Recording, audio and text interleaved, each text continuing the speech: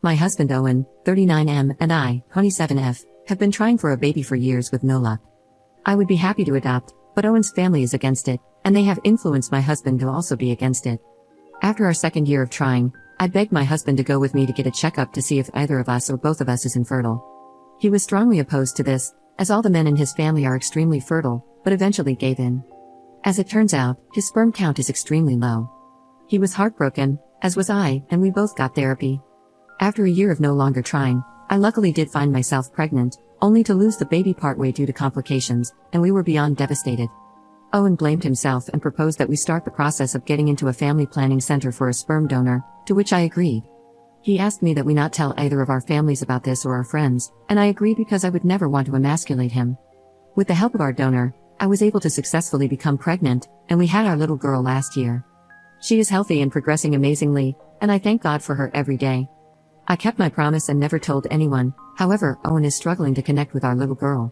Last month, when he went out of town with his brothers for their friend's bachelor party, Owen let slip to his brothers about our infertility issues and that our baby wasn't biologically his. One of his brothers must have told his wife, who then told my husband's mother.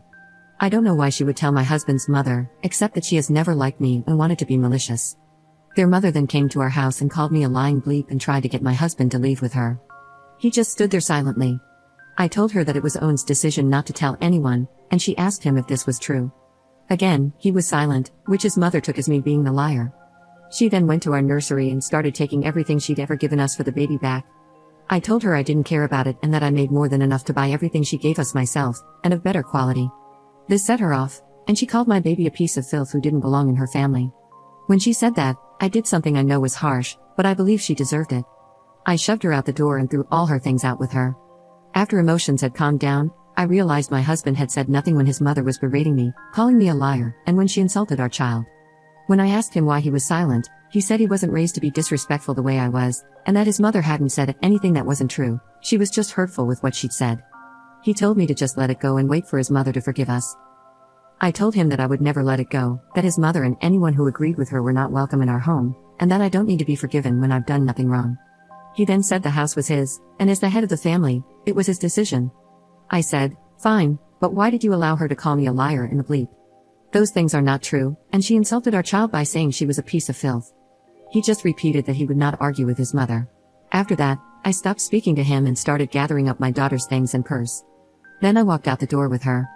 He tried to stop me and told me I couldn't take his daughter anywhere without him, and I lost the little bit of composure I had left. I told him she wasn't his daughter, that he had proved he didn't see her as his daughter when he had allowed his mother to insult her and remained still. He broke down into tears and begged me to come back inside, but at the time, I felt nothing. He just looked so pathetic. Now, me and my baby are back home with my parents and I have explained the situation to them. They are completely supportive of my decision and are not allowing my spineless husband anywhere near us, as he still refuses to apologize to me or set the record straight with his family. However, I told the truth to one of the sister-in-laws that I was close to, and she told the rest of his family. Half of his family is understanding, while the other side is on his mother's side, but they all are mad at my husband.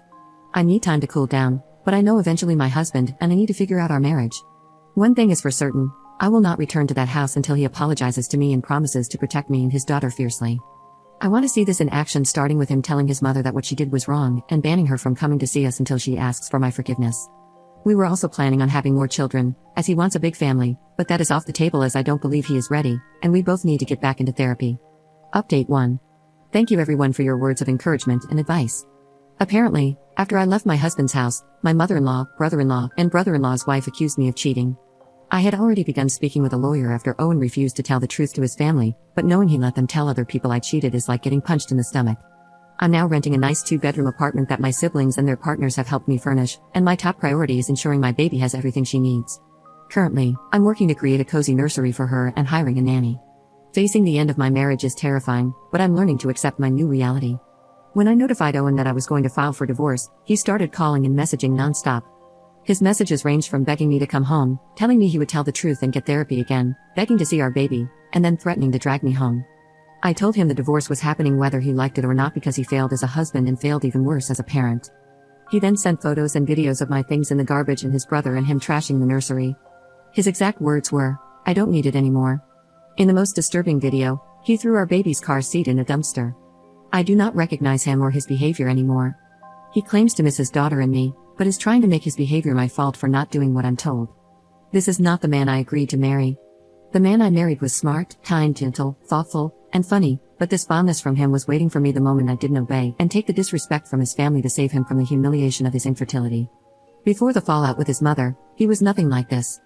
It's certainly not an excuse, but I believe it all centered on him feeling emasculated and humiliated by his family. I just can't believe he couldn't at least stand up to his family for me and our baby, the one he said he would give his all for. I'm not blocking Owen, as my lawyer said to email everything he says to me to him, but the constant threatening messages make me scared to leave my home. Owen knows where I work and has repeatedly told me he will drag us back if that's what it takes, and that I'm making him do this.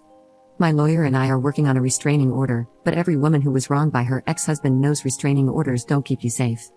And now, the main reason why I decided to update, my father-in-law suddenly showed up on my parents' doorsteps. He asked to speak with me, and my parents told him they would call me and ask, but if I said no, then that was final and he would not be welcomed back. I only agreed to speak to him because he told my parents he was there to apologize for his family and set the record straight. My dad called me as I had my father-in-law blocked, and when I picked up, my father-in-law immediately apologized for his wife's behavior. He wanted to hear my side of the story as he did not believe I cheated. I thanked him and let him know, of course, I did not cheat, and I told him of his son's infertility and that Owen proposed we get a donor. I told him very clearly it was his son's decision, and that because my father-in-law and his family put blood as the only valid form of family, my husband made me lie so our child would be treated equally. After I finished, he seemed stunned. He was quiet for a while, then asked if his wife and son could come over and see my daughter in person, as they missed us and were ready to be a family again. However, I told him no.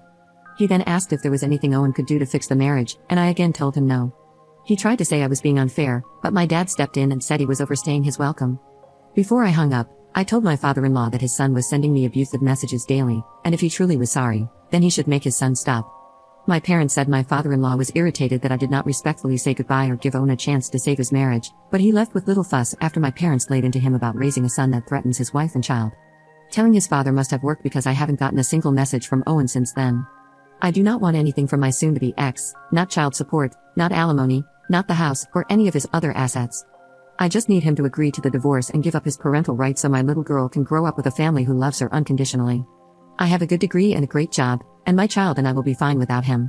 Owen's lawyer has made it clear they're going to fight us for full custody, and my soon-to-be ex has significantly more money than me, but my lawyer is confident in our case, and I trust them. Today, my mother-in-law has been trying to contact me, saying she wants to be in my daughter's life and that she is ready to accept her as she is. As if my daughter needs to be accepted by her to exist. If it's up to me, their family will never see us again.